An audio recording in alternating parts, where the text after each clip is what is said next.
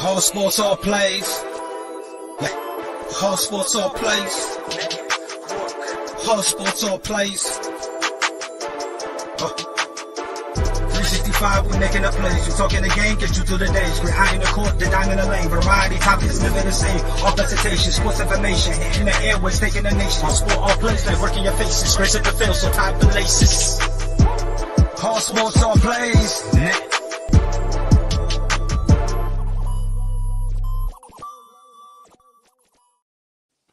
Welcome back to He's on Fire podcast, you guys. He's on fire!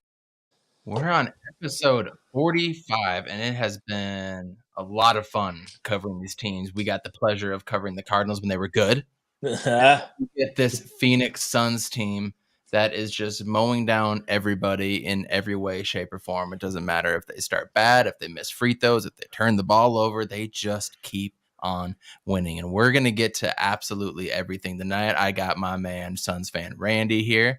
We've got JJ, as always. I know you guys don't know who he is because he changes his name every single time. And we finally bullied Suns fan Randy into throwing out the Dodgers hat. So Yes, all good things happening tonight. We're going to get into everything tonight. I'm excited to talk about it.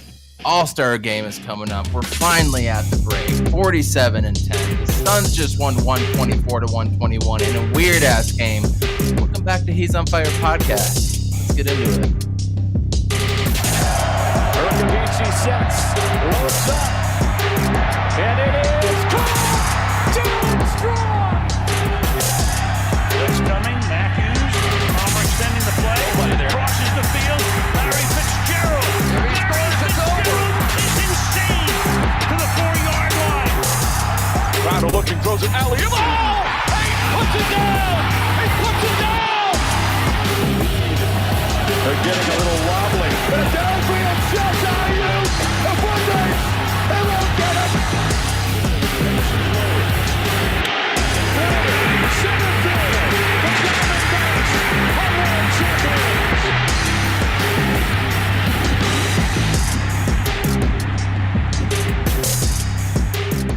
Sorry for starting late, everybody. You know, we had a weird game that went on a little bit late. I've got a sick kid upstairs that my wife is tending to. But here we are trying to give you the absolute best coverage that we can when we're just a podcast full of dads right now, except for Suns fan Randy, though I'm sure that's going to start. But to me, the kind of big thing that I want to talk about first and foremost, Vlogs already said it. Hope we get a notification on CP3. If anybody watching, which our numbers are down because the Best Suns podcast and Suns Jam session is on live right now. Obviously, they've got all their followers, so I'm going to spam them during this podcast and see if we can get followers to come over here and give a listen. But CP3, I said it last night. I got a little bit of Twitter flack from some good followers, but I said CP3 should sit out. I didn't think this was a game we needed him in. I wouldn't have minded if we put Ayton out and Book out. You know, I just didn't feel like this team had the mojo right now. It's off of back-to-back. Weird things happen, and people are like, nah, we're not built like that. These dudes always play. I get that. But after seeing kind of what happened when he's holding his thumb or whatever, JJ, are you a little bit worried about CP3, or you're just kind of like, nah, not really? No, not really. It was right before the All-Star break, so it's not like we're going to be playing games without him. He's going to have a week of rest before his showing in the All-Star game next weekend, which I'm very much looking forward to. But, man, 48-10, guys. Remember when those numbers were reversed? Like, this is such a good time. That's true. Booker just took over the game after Booker got ejected for that soft, that soft little toss-up. Yeah, it's Chris Paul probably, walked into him. Most likely he did, but, these refs need to, chill out. All right.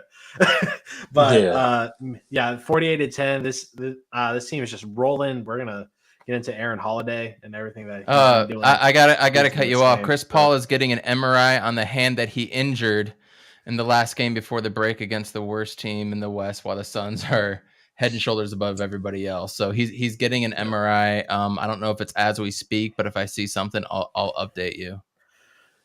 Tomorrow morning. Injured right hand. So it's officially an injured right hand, by the way. Okay. Yeah. Yeah, I mean, I'm a little concerned because, like I said, I feel like games like this, especially against like garbage teams or like bottom That's what feeder I think, teams, Roy. it's like these are the games that you get hurt in because then you get a lot of players that's on these like bottom feeder teams. It's like a lot of G League dudes trying to like try hard, or like you get like the dudes that just don't really know how to play at that level, stuff like that. So it's just like it's easy for you to get hurt, or like for you know what I'm saying, players and stuff. So I mean, like I was one of the ones that was like, look, I think CP3 should be cutting down, even though, like I said, I feel like that injury, like I don't know, it probably was gonna happen anyways, or whatever, or you know what I mean. It's hopefully it's not on his shooting hand, but you know what I'm saying. Like it is what it is. Here's a question. So AD goes down tonight. That's anybody that follows sports, follows the Suns. You already know AD's gone down. We're not breaking news or anything here. He got an MRI right away. Like within, I think 26 minutes ago, I saw they already had the results of the MRI. So if they were really worried about it, you think they would have already done an MRI on CP3 or X-rays at least? Like, wouldn't that have already come out? You guys think? Go ahead, Jay. AD is like kind of like the saving grace for this Lakers team right now. So might as well try to check it real quick, you know. But man, it sucks for AD. He landed bad, but dude, he's made out of glass. Like he's a big guy. He needs to learn how to land his feet like all the time. Yeah. Stepping on someone's foot is another thing, but dude had plenty of ground to step on, and like he's constantly rolling his ankle. Like this isn't anything new. Like I feel bad for him. He just like come on, dude. Yeah. Well, going to CP3, I don't know. Like, am I concerned that he didn't get it right away? I mean, on the JJ Redick podcast, he did kind of say like that was like one of his deep fears is like the MRI machine and stuff like that, and he has a fear about like getting X-rays and stuff like that. So maybe that could have been the reason on why he didn't, you know what I'm saying, go ahead and do it as fast as he probably could. But I don't know, man. Like, luckily we got a break, so hopefully it's not that bad. I feel like if he plays in an All-Star game, then I'm not gonna be too concerned about it. Don't even play. Just don't. I understand Booker wanting to play because he missed last year and the year, but he missed his first year with an injury, last year with COVID, and now like he wants to play. So I totally get that, and they don't even try hard anyways. But don't even play, CP. Don't even play. It's not worth it. I wanted him to sit out tonight. I hate when I'm right about something like that, but Right. Monty didn't listen to me this one time, and look what happens. Damn. So we got the CP3 thing going on. I just really feel like that's kind of clouding over everything just a little bit because like it could be a little something right there. What if it is a small fracture? You're talking 8 to 10 to 12 weeks. And I hate to be a downer right now, but this is the position where we're at and this is his history, right? Right. So Randy, any thoughts to that? I mean, I guess we'll dive into it a little bit later on too, but the backup point guard playing definitely we got campaign down too. So and then point book is just not it. So I would be a little concerned of it's to me it's like a gift and a curse at the same time because like I've been waiting for a long time to see what we look like without CP3 running the offense because I feel like this team still needs to be able to like function and know what to happen or know what to do or how to run the offense without him, especially. And so it's good that it's happening now, or that if he's out for an extended period of time, it's good that it's happening now. So we can kind of figure it out instead of being in the playoffs and then Book ends up with a 40-point triple-double and we're all like, how did that happen? Like, you know what I mean? Or like, you know, everybody standing around or whatever the case may be. So I'd rather do it now, experiment and like, you know what I'm saying, get it done with and then move forward with it. So it's a gift and a curse for me. What do you think, JJ? Oh, I'm on the same ship as Randy. I'm definitely going to ride your coattails on that. Yeah, it's better for it to happen now than game one, round one against the Lakers, let's say, and him breaking his finger, and then he's out for 8 to 12 weeks. So I'm glad it's happening now.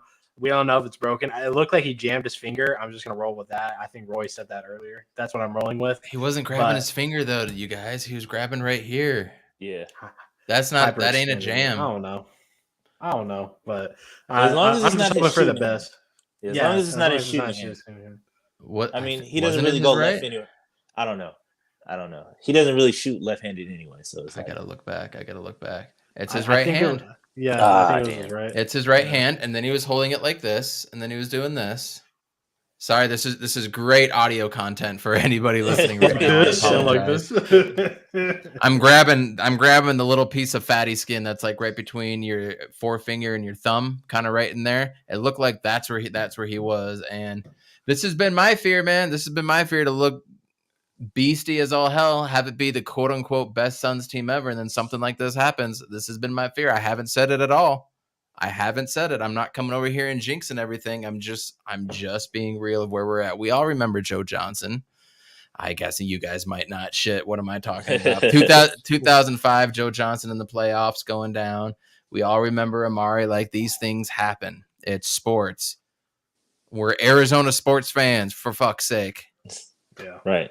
This happens. I should say it.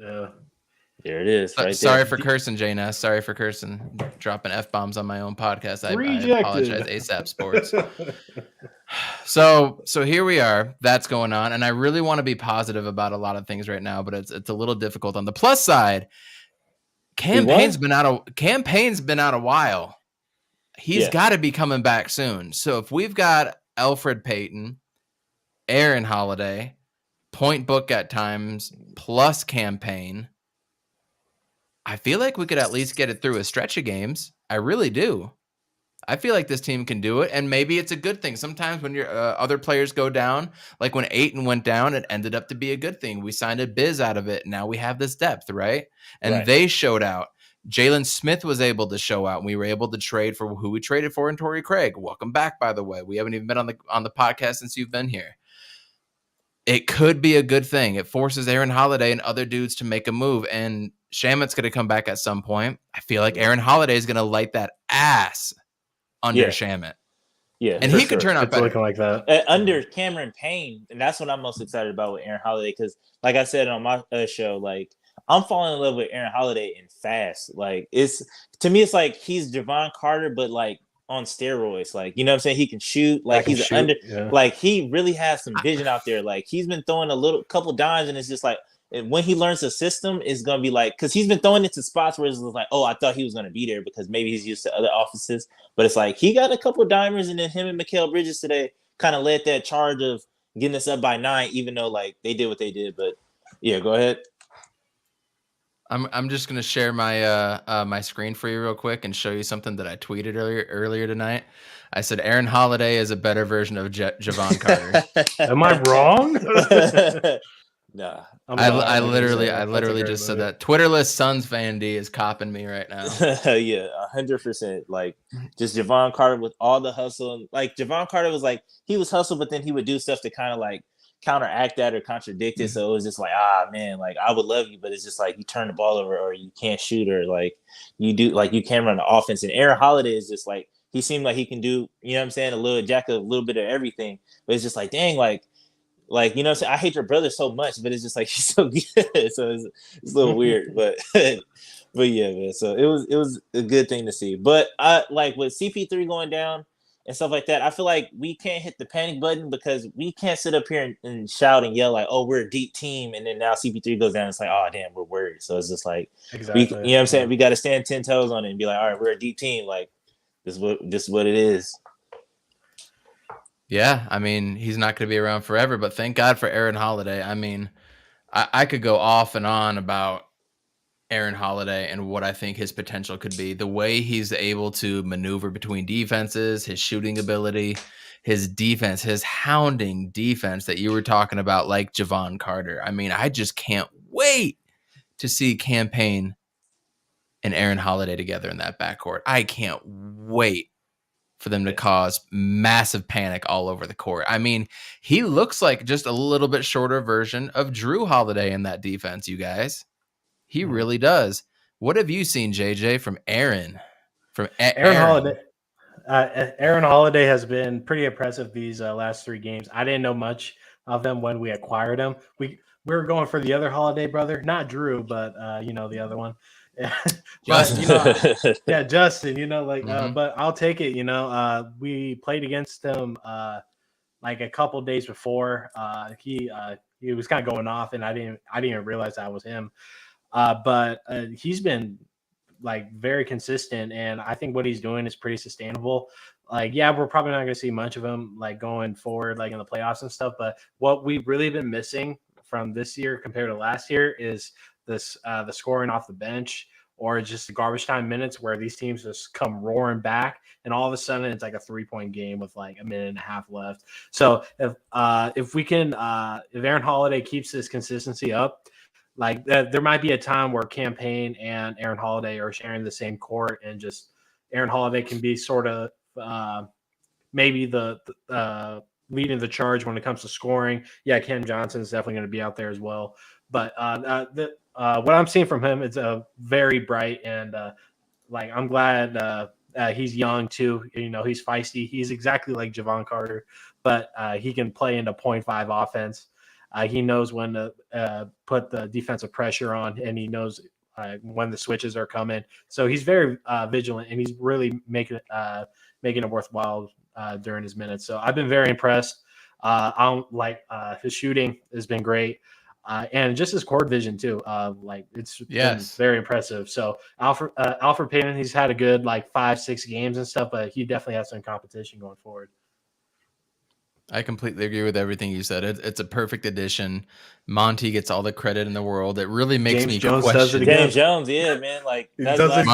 Excuse me. No, but Monty has a way of putting all these guys in places where they're going to be able to succeed. And James Jones, I'm never going to question again when it comes to talent evaluation. But I really, really wonder what the Jalen Smith pick was all about, or what they were seeing there. I really wonder about that. So, but we can talk about that years from now when he retires after getting us 3 or 4 championships. Devin Booker's kind of struggled of late recently. I don't know if I attribute it to a Devin Booker thing. This team has just looked sloppy over the past week. They look like they're ready to dip. They're tired. They want to be in Cabo ASAP. I bet you some dudes are taking flights right now to get out of there. I would be. Do you guys attribute anything that's happened to the Suns in the last 3, 4, 5 games to sloppy play, to being tired, to just not being a good team? Or you think it's just they're tired, they're ready for a break, that kind of thing? What do you guys think? I think it's a number of things. I think it's like you said. I think it's a lot of stuff going on. They're all hitting the Super Bowl. They're trying to figure out where they're going to watch the Super Bowl. Real quick, got it. Devin Booker just said, Gerald Borgo just asked about Chris Paul and the injury, and Devin Booker said, I don't think so, when asked if he thinks it was something that's going to keep him out of the All-Star game. Oh, okay. That's coming from Book.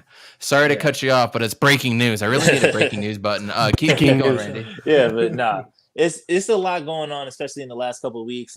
The media has been giving us our flowers, so it's I feel like when you do that to young players, it definitely goes to their head a little bit. And then, like I said, the Super Bowl, everybody was trying to go, and Cam Johnson and whatever, and Mikal Bridges had their little thing going on. And it, like I said, and then you get the little senioritis for the All-Star break, and everybody's trying to plan trips with their family or where they're going to go during All-Star break. So it's a combination of things. So that's why I don't really give it too much on why we struggling. But another thing, it just shows you from time to time that this is still a young team. You know what I'm saying? Going through stuff like this, it shows you all right, these dudes are 25, 26, still trying to figure it out. So. But I mean, it is what it is. But with Book, like I said, it irritates my soul when he just does this on national TV. And we play maybe 3 times in the last couple of weeks on national TV. It's just when you have bad games on national TV, it's just it's hard for me to argue for you that how great you are. It's just and you go out there and you give me 7 for 29. And it's just yeah. Devin Booker, when asked about Chris Paul directly, he said he's fine. Well, I'll take it. There it is. I'll take it. I'll roll with that. There you have it. I see Ahmet down there. Ahmet, can you hear me, or do I need to go out and come in? Give me a thumbs up if you can, or a thumbs down. Hey, he can hear me. Welcome, Ahmet. It's Ahmet. What's going on? What's going on, man? Been a minute. Welcome. Been a minute. How's the basketball record, man? Yeah. So how's the basketball man. record? I heard the senioritis. That was exactly what I was thinking. This team, man, they were just doing the bare minimum to win this game. Yeah. Even in the end, they took the lead. They had 8, 10, 9, 13-point lead, something like that. Yeah. And then they just choke it away. Yeah. Eric Gordon went crazy. Absolutely, absolutely nuts. It's for just his like, tryout before he's bought out. Yeah. Yeah. I don't know. So- I was just gonna say with Eric Gordon, it's funny because I was thinking about it, like with the Suns, and put it in the Suns context. Like, remember when we had PJ Tucker on those losing teams, and he was a buyout candidate. He ended up going to Toronto.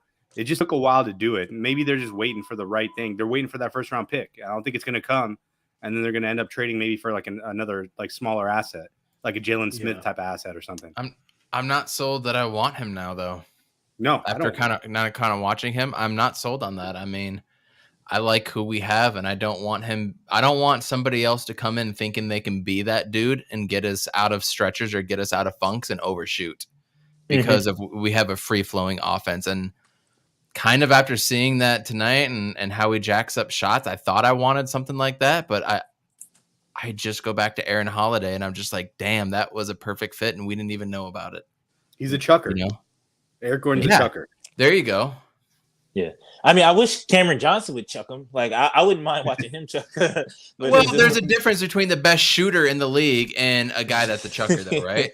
He takes the best shots possible. All right, yeah, like Eric Gordon just throws it up there because he's the only one that can really shoot from the outside. So, but what happened with? Do you guys see what happened with AD? You got hurt again?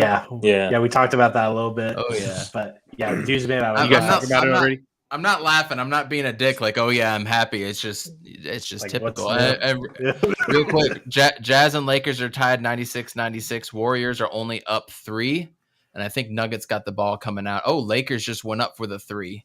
Lakers just went up 3, 99-96, a minute 16 to go over the Jazz with AD that went out. That's crazy. Donovan Mitchell has 37 points. You guys hit the like button on this, share this out, and subscribe. We really appreciate it, and catch us on all the audio platforms as well, too.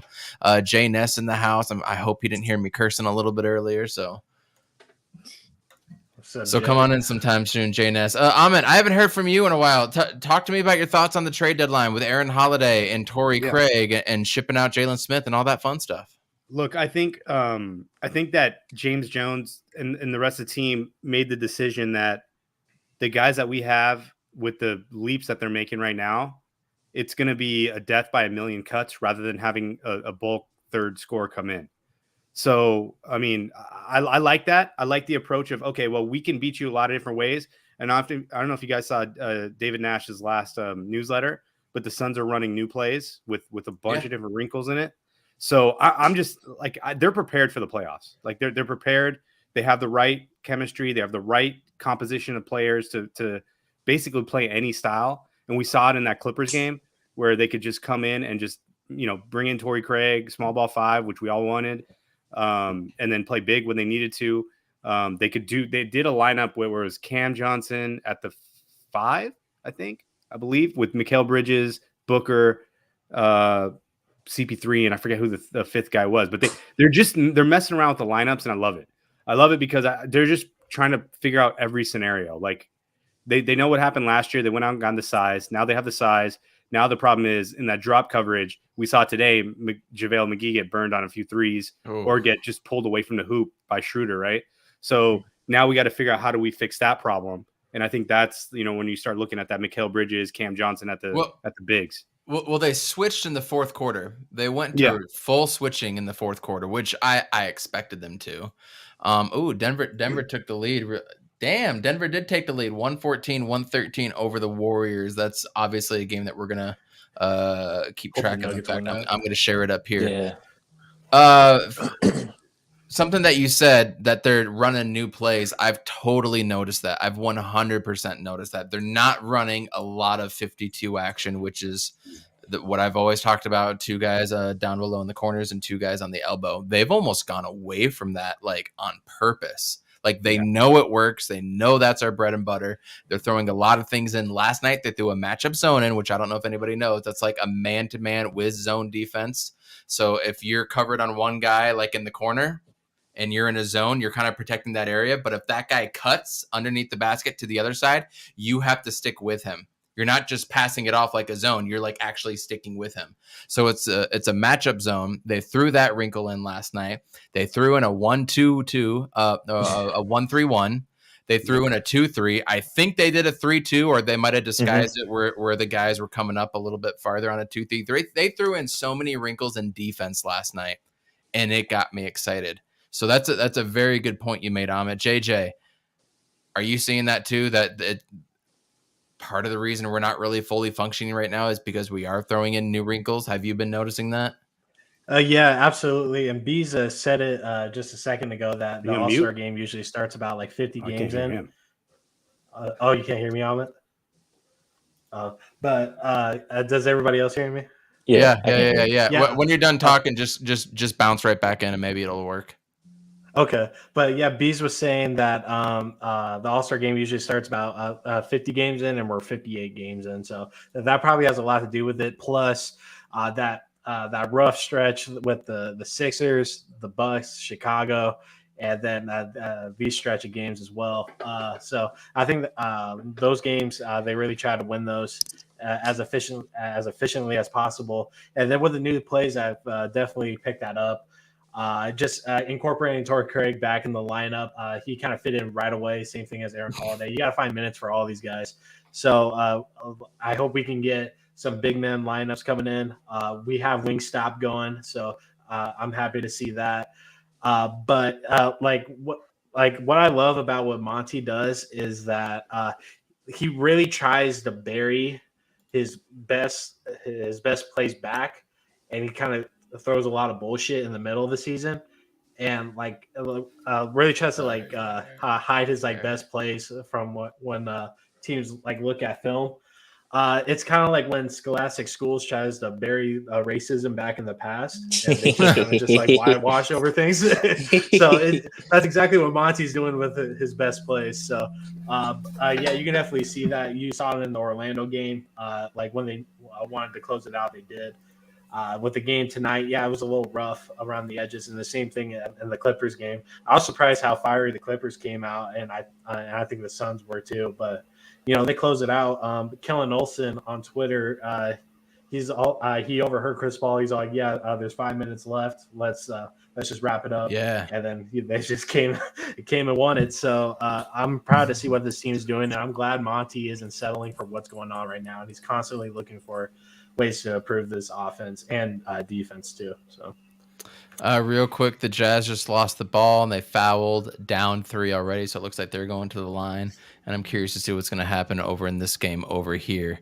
I just was going to ask. He's connecting right back. That's right. Shoot, Randy, I wanted to ask you a question. Oh, Landry Shamet, do you think he's going to have minutes when he comes back? I just saw Ahmet roll his eyes. Yeah, I think that he's gonna have minutes just because I feel like Monty gets these players on occasion where it's just like he's like the Abdul Naders, where it's just like he's kind of like emotionally tied to him, and I know that he likes Landry Shamet a lot. Well, so it's just like crazy. I think he's gonna get minutes, and I think it's gonna be kind of like a Abdul Nader. But I think that if he doesn't come and hit the ground running, it's just like we need to either bench this dude and try to figure out in the offseason what to do with him, or whatever the case may be. But I think that he's gonna have minutes, and it's only because how Monty leeches on the certain players and he gives them chance after chance. So. Monty Morris. 117 to 116. Oh, let's go, buddy. The Warriors. Let's go. Warriors just lost. There it is. You love to see it. For some reason, my Twitter is nothing but Warriors shit. I don't understand. I might have hit something to get all the Warriors. You must have got trolled or bought it or something, man. Because I get that too. I get a little bit of a lot of shit. So. Yeah. I can't tell if those are real or not because their takes are so horribly bad that I'm like, is this a real person? Nobody could really come up with this thought. Now we got to go to this one. A lot of good games in the NBA tonight. We're going to watch a lot of good basketball coming down the stretch here, you guys. Yeah. I'm really excited about it. I'm really curious about what all these other teams are going to do. I mean, once it's going to take a few minutes, but once this game is over too, I want to look at the standings. I think we're going to be 6.5 games ahead in first place. Nice little cushion. Cushion. This game. Wow, this game is over. Yeah. Jazz. They lose Joe Ingles and then they lose it. We're not afraid of either one of these teams. So, I mean, we're watching it just to hate, but Right. either way, like we win, right? If one of these teams loses, so it doesn't matter. Yeah. So recap. I want to get your thoughts too on this. Amit, I said CP3 should have just sat this game. I wanted him to sit. I don't want him to play. He goes and gets hurt. So he's getting an MRI tomorrow. For anybody that's just catching up, and it looks like let me remove this. It looks like he was holding on to right here, right between the forefinger and the thumb, the little fatty area, which is not necessarily bone. Bone was more up top. He wasn't holding it kind of up here by his knuckle. He was holding it down, which is where ligaments are and everything, right? And then he was holding his wrist a little bit, which if you've ever hurt your ligament or your thumb or bent it back or something, that goes all the way down here, kind of into your forearm a little bit, and it can hurt even up into your shoulder. You just kind of get a whole chain reaction there. So he's getting an MRI tomorrow. He was holding that, got ejected on some BS, which the pool report already came out, and they asked, why did you get the second technical? And the referee said, well, because he made contact with the referee.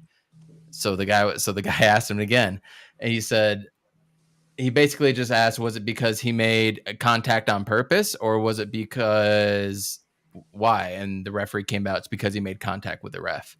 So that's all he said. So that was the pool report. I'll try to find it and retweet it. Oh, here it is right here. Question. Second technical foul was assessed for making contact with the game official, and that was believed to be on purpose, correct? The second technical foul was made for making contact with the game official. So they just repeated the answer. Yeah. But what I've been seeing this season is like for some reason refs have been pretty close to players. There's been a couple bumps where like people have been thrown out. I don't know if these are the same refs, but I've seen that like 3 or 4 times this season. So like Chris Paul's known for this shit. I'm not gonna. Yo, that's the thing. Like it's like when what's the guy's name from North Carolina that used to play for the Pistons that would always just get text based on him just yelling all the time. What was his name? Rasheed Wallace. Okay. Yeah. Oh, so he would always be yelling at the ref. So he always get text, right? And it's like now with CP3, because he's like so 4-dimensional with his stuff that he does, that if he bumps a ref like that, and I saw Mike Behill tweet out, he's like, yeah, he did it on purpose. I'm like, I don't think he did it on purpose. I really don't, because he was looking at his thumb, and I think he was more concerned about that than trying to make a point to the ref and then get ejected for it. Or maybe he did. Maybe he's playing 5D chess and he's like, well, I'm just going to eject myself rather than take myself out of the game and let everybody know that I'm injured. That's possible too. But like you said, like that part of the thumb, if it goes back or goes forward, it's painful.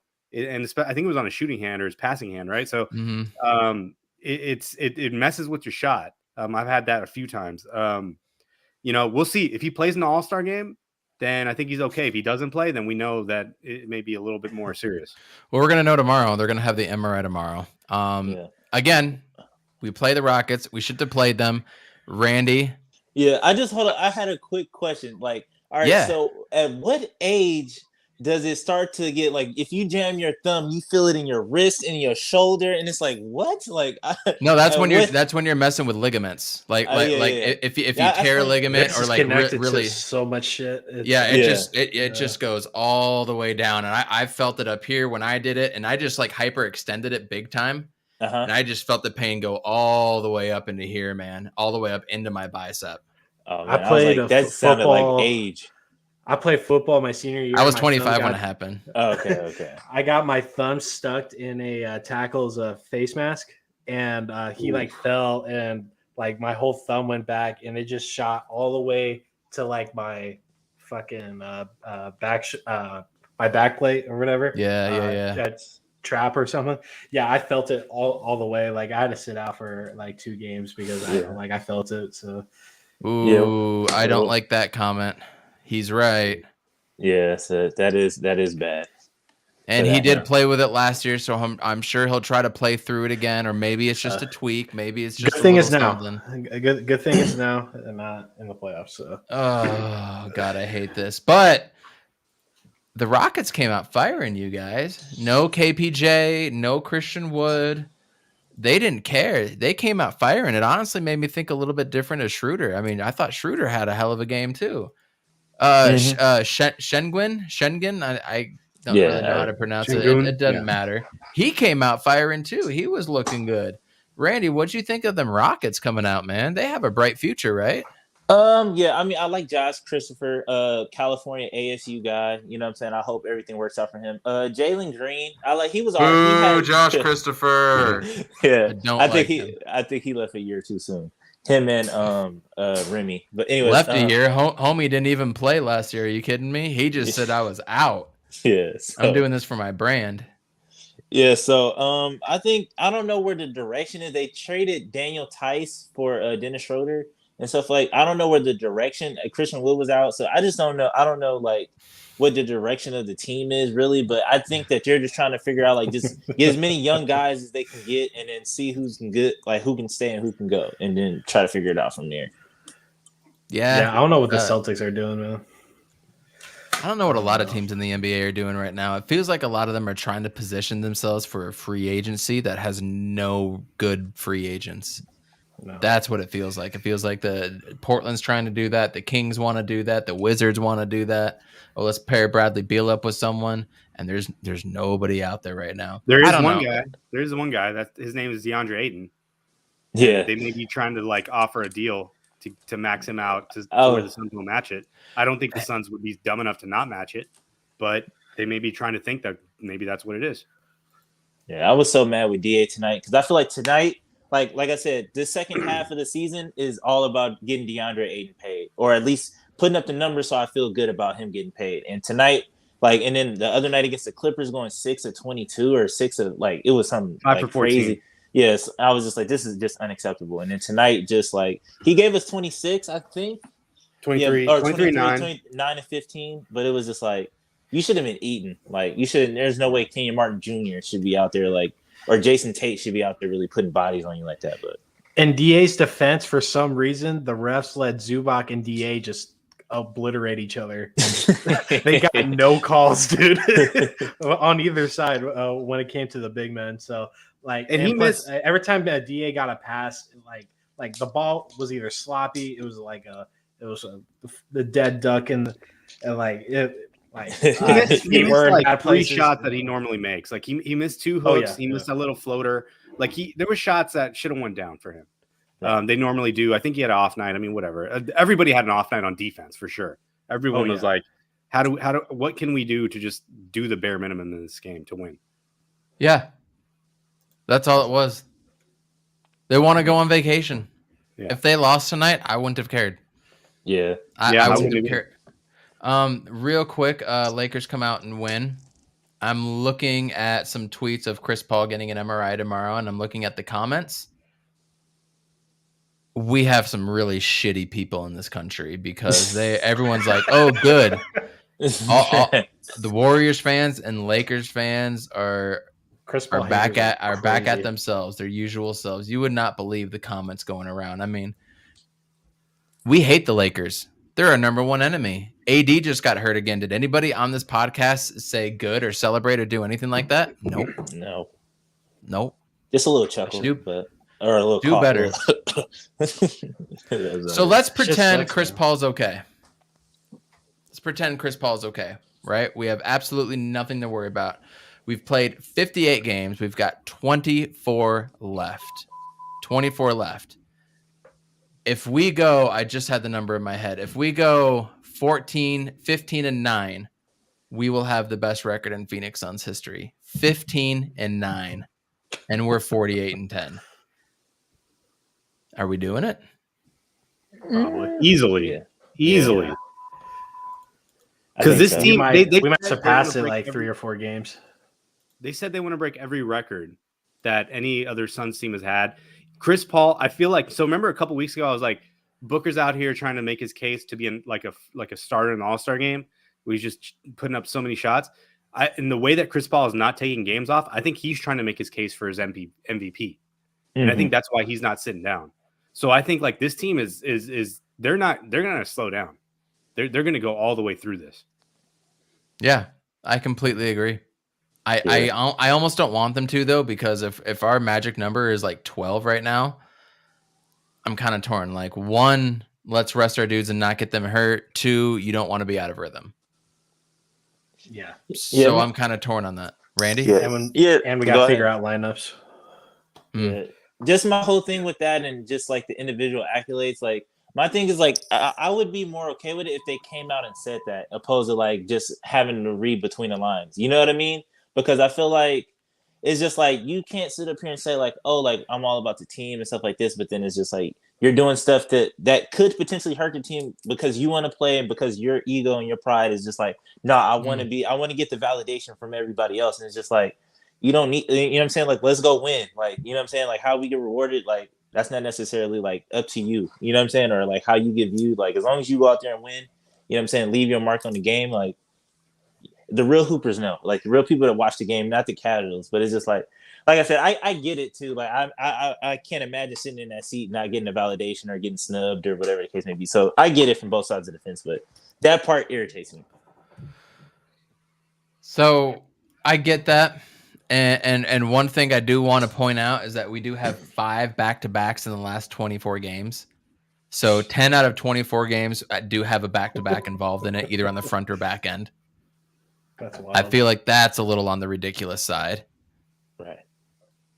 More fuel to my agenda of wanting to rest Chris Paul. I don't know how many times we've had to say it. Like we expected it at the beginning of the year. We expected it. That's why we signed Alfred Payton, because we thought he was going to be this crafty, shifty defensive point guard like we saw in New York that can put up 20 points. I don't even know if he's scratched double digits. Thank God for Aaron Holiday. But we start off next Thursday, Friday, boom, right away, at Oklahoma City, home to New Orleans, and then home to Utah.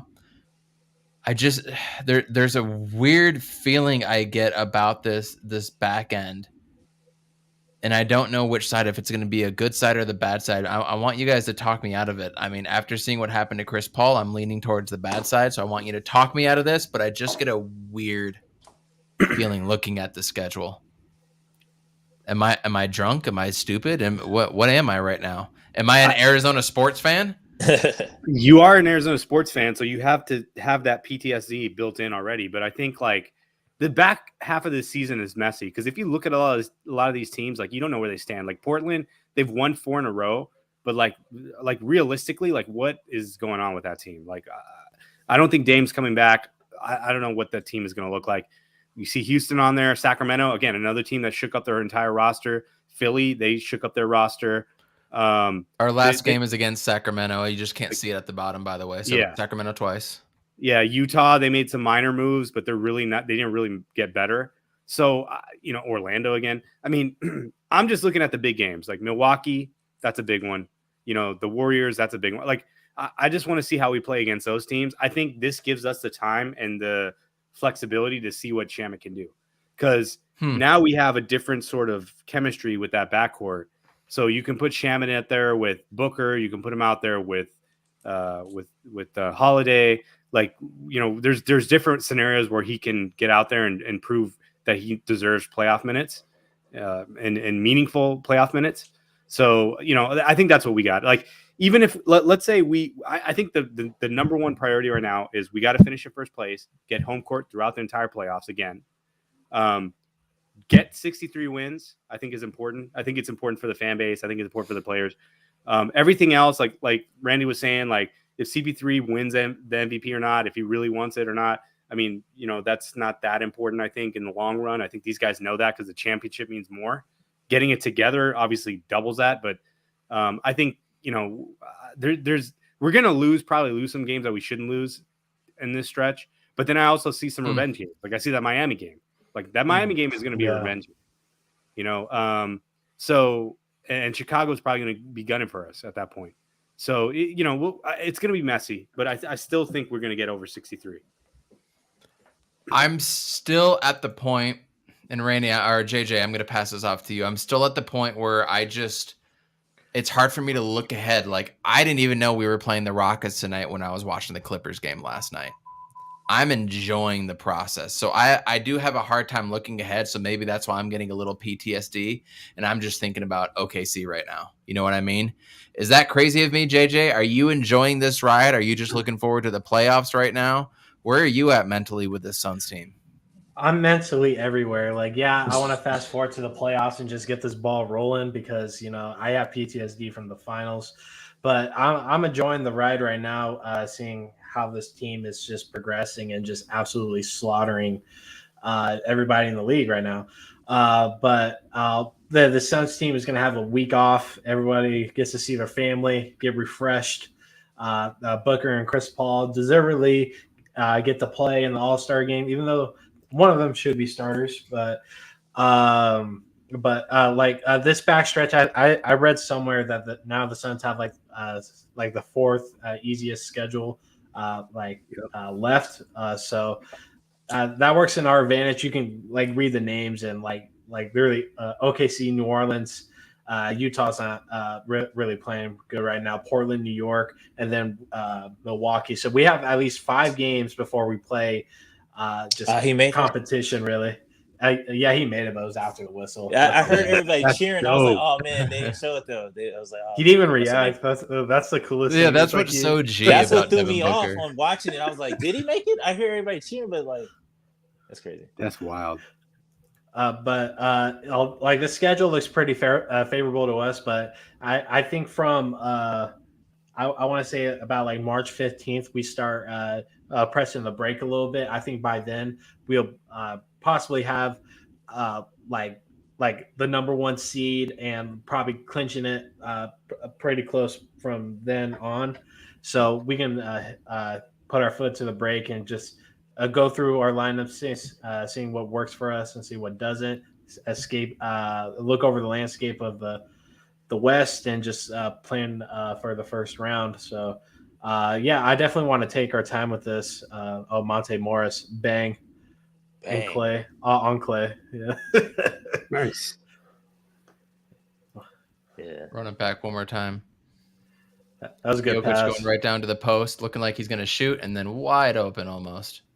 Oh wait, was that Bang, Curry or bang. Monte? Or That was Monte. Curry or Clay? That he shot it on. The one they tried to defend it. Oh, that he shot it on? Yeah, I think that might have been Curry. Yeah, no, I think that was Jordan Poole. No, that was Curry.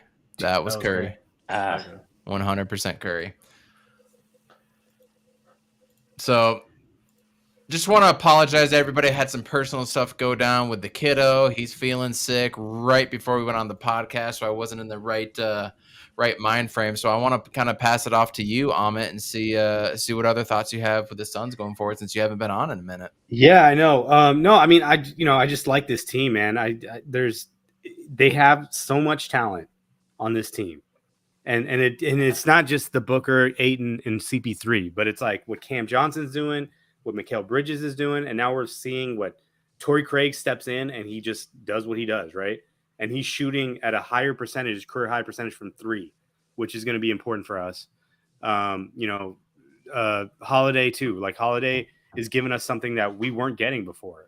He's like you mentioned, he's that Javon Carter type player, just a version that you can actually play in the playoffs. So I just love the depth. I just love the chemistry. A death by 1,000 cuts. I think, it doesn't have to be Booker every night. It doesn't have to be CP3 every night, but like we're going to get a lot of great performances from this team going forward. And, I'm just loving on this team, man.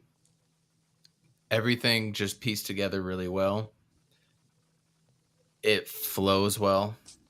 I love everything about Mikal Bridges and Cam Johnson with their Super Bowl stuff with the Bengals and the Rams. I loved everything about the intro that these guys do, the pregame routine before they run out on the court. I love everything about this team.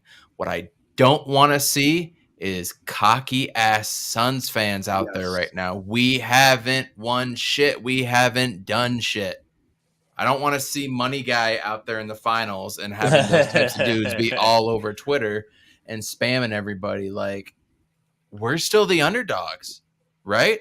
Randy, are we still the underdogs in your mind? yeah, 100%. This team, to me, we still got, like, even though, like I said, I feel like we have a really high ceiling, we have a lot of potential, and it's just like we have all the makings of like what a dynasty looks like from top to bottom, from a good GM to, you know what I'm saying? We still, from a good GM to down to Monty with the locker room, and then down with the players and all the development and how long we're going to have these players. So it's like, we definitely have all the things to, you know what I'm saying, cook all that. But I think that now how I'm feeling right now today is just, I'm more so worried about just the offensive execution. Like you said, they're implementing a lot of new plays and stuff like that, and just in the playoffs and stuff. And we seen like we was talking in a group chat about just Milwaukee and the Clippers, like how they came out and defended us and stuff like that. And it was just the offensive execution was really bad. And then the defense, like just the ability for Monty to kind of just make adjustments defensively and stuff like that. So those are just my only two really main concerns about the team right now. And so, you know what I'm saying? But outside of that, I feel pretty confident about it, especially moving forward. Yeah, absolutely. And guys, unfortunately, I've got to cut it short. We got to cut it off now. I can hear my son upstairs. I'm getting texts as well too. I got a little sick kid at home and I'm just doing the best I can over here. So I apologize to everybody. I got to close it off. I'm not even going to get the intro or outro or anything going.